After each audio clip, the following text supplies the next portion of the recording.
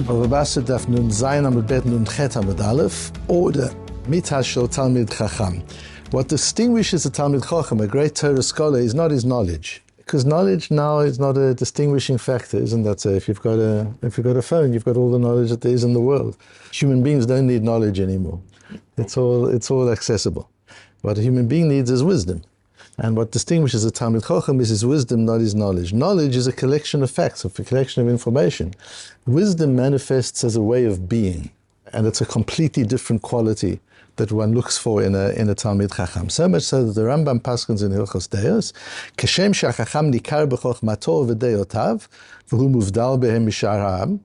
Just as a Torah scholar is recognizable, is distinguished through his wisdom and understanding, so he must also be equally distinguished in his behavior.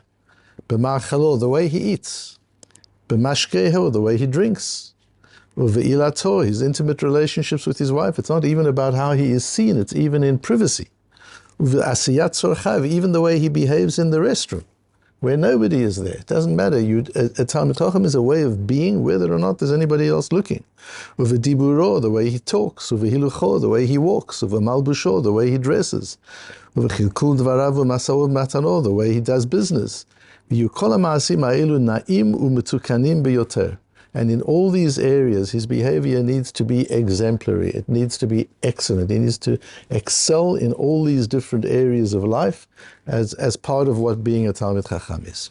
So asks Rabbi Yochanan Rabbi Beno. The Gemara is just on Daf Nun Zayin Amud Beis. It's just been talking about an idea that Rabbi Yochanan introduced in the name of his Rabbi, Rabbi Beno, and it involved the appropriate behavior in particular situations that affect neighbors in properties.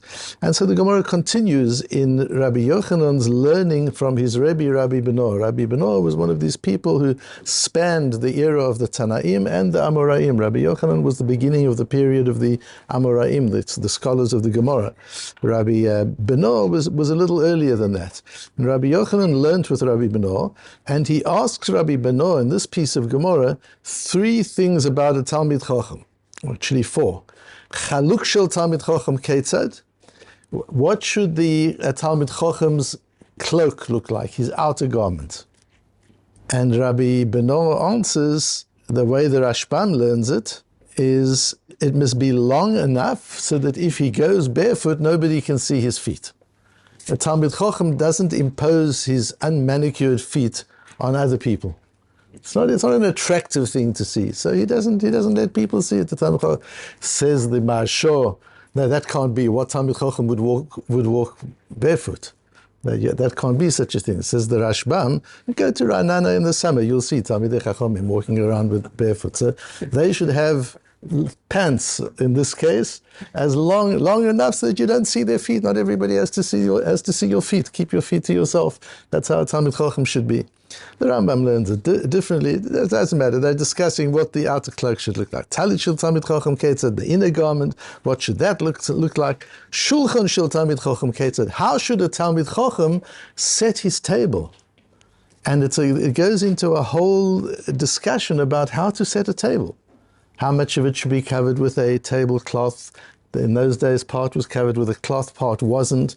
The reason it wasn't covered with a cloth is because the cloth gets dirty. So the area where you put the food that could get dirty, you don't put a cloth there. And where the cloth is where the people sit, but not where the food is, and that you don't bring the pots to the table. The table's a place that looks beautiful, that looks kovidik. It doesn't look like an extension of the kitchen. The way they build dining rooms now is there's extensions of the kitchen. You see, that's not the way a dining room is a dining room. The shulchan is a mizbeach, and you sit around the shulchan, and you sit around the table, and you have a meal in the most beautiful of surroundings, and you don't bring the pots off the stove and onto the table. Then he asks his Rebbe, Mitah shel Talmid Chachamim ketzad. What about a Talmid Chacham's bed? What does that look like? Kol she'ein tachtea el hasandalim b'yemot hachama menalim b'yemot hagshami. Any bed, the way you'll see a Talmid Chacham's bed is look under the bed. You should see under the bed nothing but shoes in the summer and boots in the winter. That's all that there should be under the bed. V'shel ha'ma'aretz, but if you look under the bed of an Amaret, somebody who isn't sensitive to these things, domel otzar balus, or balum, depending on the girsa. It's like a chaotic storeroom and under the bed. That's so you can tell whether a person's a Talmid Chacham and Amaret by looking under the bed. Rabbi Gedalia Eisman was the mashgiach in Kol Torah Yeshiva in Beit Vegan. He's no longer alive. He was the mashgiach when I learned as a child in Kol Torah. And he had a relationship with Rabbi Lapin because during the vacation time, Rabbi would leave Kfar Hasidim and he would go and stay with his daughter in Beit Vegan. And he used to daven and learn at Kol Torah. And Rabbi Gedalia Eisman, who was a Baal Musar, would speak to him. Rabbi Gedalia Eisman tells the story that when Reb Simcha Zissel came to check up on how his son, Reb Nochem Zev, was doing in yeshiva, he couldn't find him. He went to his room, he wasn't in his room, and they say he couldn't find him. He didn't waste any more time. He went back to Kelm where he came from, and they said, don't you want to know how your son's doing? He says, I know already. I saw his room, it was all nicely laid out and set out. I know he must be doing well. I heard the story from my father a little bit differently. He must also have heard it from Rebellia. I heard it from my father. He looked under the bed and he saw his shoes well kind of put together nicely, that it was specifically under the bed, and that makes sense in terms of this Gemara.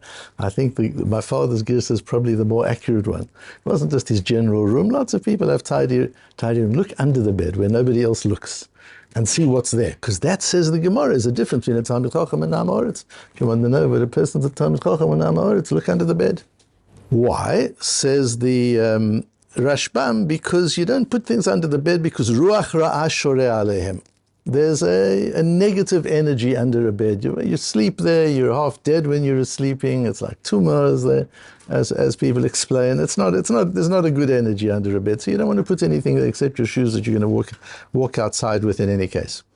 But in that case, as the Yamshel Shlomo says, there's a famous Mashal in Chulin where the Yamshel Shlomo says that when the Gemara talks about Ruach Ro'o, it doesn't really apply nowadays, because you have to be very great to be sensitive to negative energy. Nowadays, everybody talks about energy and positive energy and negative energy. A real Ruach Ro'o, a real negative energy, you have to be a very great person to even be sensitive to it. And we're not on that level. It doesn't make a difference to us. So in that case, this piece of Gemara wouldn't really apply, and the Rambam doesn't even mention it. He mentions it in Hilchos Rotzeach, based on the Gemara in Psochim, which is similar to this one, and he takes it completely differently, but this idea the Rambam doesn't deal with. But Rashi says, one second, who said this? This was Rabbi Beno. Rabbi Beno was known for an interest in two areas. He was known about his interest in Tumah and Tahara. He was an expert in Tumah, as the Gemara goes on to talk about his amazing experience at the Marat HaMachpelah, where he went to measure exactly how big the Marat HaMachpelah is, and he met Odom there, and Avrom there, and Eliezer there. He had very interesting conversations at the Marat HaMachpelah. And so we know he's interested in Tumah and Tahara, but he's also a Baal Musar. Rabbi Beno speaks a lot about behavior, about how certainly a Talmid Chacham is meant to behave. So Rashi learns it as not talking about a Ruach Ra'ah, which according to Marshal doesn't apply to about negative energy. He learns that it's talking about a different sensitivity. And Rashi says in Gemara Sukkah, on this very Gemara, referring to our Gemara, Eze mitah shel Talmidei Chachomim, kol she'en tachteh ela menalim, Genai lo, if you put other things there, it's a Genai shemargil b'nei habayit l'sham. Under your bed is not a good storage place, because it causes other people to have to come into your bedroom. And there's such a thing in the world. There used to be a thing called, I don't know if the word's still in the dictionary, it used to be called privacy. And today, who knows what privacy is? The idea that there's a barrier between a Reshut HaYachid and a Reshut HaRabim. I have my own private territory where I work on myself. It's my inner being. And I have the area where I interact with the world. And there's a boundary line. And the bedroom is not a Reshut HaRabim. The bedroom is not a place that everybody comes into. Bedroom is your own quiet place. And if you store utensils there, it becomes a storeroom for the house. And now everybody's in and out of the bedroom looking for things. That's not a good thing. That's not the right thing. The Meiri, they often bring the Rashi and the Meiri together saying the same thing. I think the Meiri is saying something different.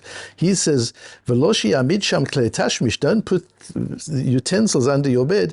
Ad shitztarchu b'nei beito leilech sham lifamim litor et hakelim. You're putting people to unnecessary effort. They're going to have to go crawling under your bed to get stuff that's needed in the household. That's not a place to keep things. Have a closet and keep things at a level where others can access it easily. Don't hide things in such a place that to access your wife or the maid or the children need to get it, they've got to crawl under the bed.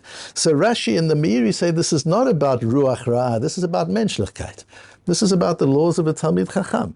How a Talmid Chacham ought to behave is to be sensitive, not only to a Ruach Ra'ah, to negative energy, but be sensitive to other people. Be sensitive to privacy. Be sensitive to tzniut, and all the other things we're talking about here have to do with tzniut or other people. How to be modest, how to understand that boundary line between public and private area. Just like your feet is part of your private area. Your feet don't belong in the public area. So your bedroom is in private area, it doesn't belong in public area. That's how Rashi and the Meiri learn it. And then it becomes very relevant for us. Some Sofer says, but Rabbi Beno is also a poet. Rabbi Beno is an artist. So you've got to understand that Rabbi Beno might be talking about something else altogether. This might be a little metaphoric. And there's a beautiful Chasam Sofer where he says, under the bed of a Talmid Chacham there are only shoes. When he goes to bed, what is he doing? He's going to sleep to rest from the day's effort. So he puts his shoes away that he's worked in, his shoes, he puts them away. And he makes them ready for the morning. And miyad sheneir eino mitatzel v'kam bezrizut l'torah v'avodah ve'en lo ela achanat sandalim u'minalim lakum mimitato. He makes everything ready that when he gets up, his shoes are there, he gets up, he doesn't have to search for them all over the place. He gets up, puts on his shoes, and he goes out and starts davening and learning Torah and getting ready for the day. That's how he goes to sleep. It's a state of mind when you go to sleep. You prepare yourself for the morning. We've often talked about that. The idea of the night is the beginning of the day in Jewish understanding, which means when you go to sleep, that's the first thing you do in the day. And that's why Gemara Brachas, the Talmud starts with the laws of Kriya Shema Shel Arvis. How do you deal with the night? How do you go to sleep is what's important, because that's how the day starts. The day starts with how you go to sleep. And the Talmid Chacham goes to sleep by preparing his shoes for the morning, so that his sleep is a preparation for the morning. It's not just exhaustion from the day. But the Amaretz goes to sleep mindlessly, and he takes all his thinking and feelings and worries to sleep with him. He doesn't know how to turn off. He doesn't know how to slow down. There's a lot of work being done now of how important that period before you go to sleep is, that you slow down. You're not on a screen, you're not on a phone, that you're able to just slow yourself down and get yourself into the mode of sleep, which is preparation for the next day. And Amoritz doesn't do that. When he's exhausted, he flops into his bed, takes with him all the loads of the day he takes with him, and then he wonders why he doesn't sleep well at night. So he takes pills to sleep better with the load that he's carrying, instead of dumping the load under his bed, and then he doesn't have to take all the sleeping pills. He takes all his thoughts and his plans and his scheming and his business ideas and his strategies, he takes it all with him to sleep. As the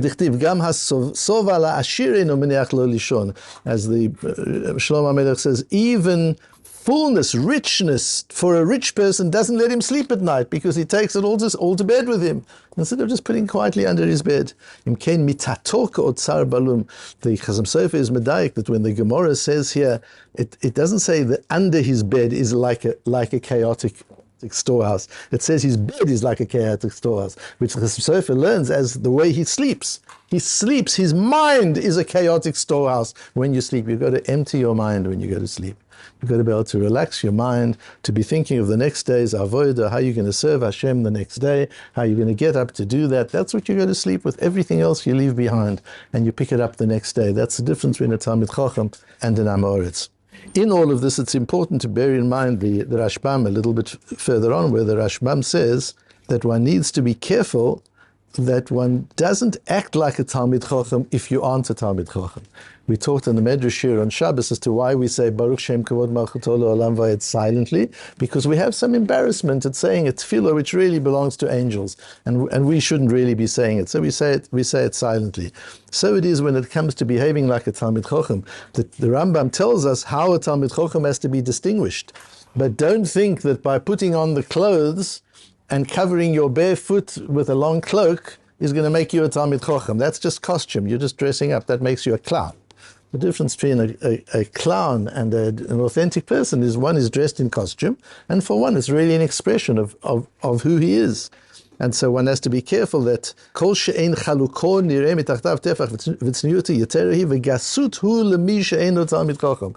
And this is arrogance. It's actually disgusting for somebody who isn't a Talmid Chacham to dress like a Talmid Chacham and so on. Because, as the Rambam says in the beginning, this is not just about chokhmato and yideato, but hu muvdal me'em b'shar adam kach tzarich she'ein yikar b'ma'asav. Being a Talmid Chacham, having wisdom rather than knowledge, means being distinguished not only in what you know and not only in the clothes that you wear, but in ma'asav, in the way that you behave, in the way that you're sensitive to forces, to energies, positive and negative, tuma and ta'ara, to human beings, to other people, to Rishus HaRabim and Rishus HaYachid. All of those sensitivities, the way you are, is what makes an individual a Talmid Chacham.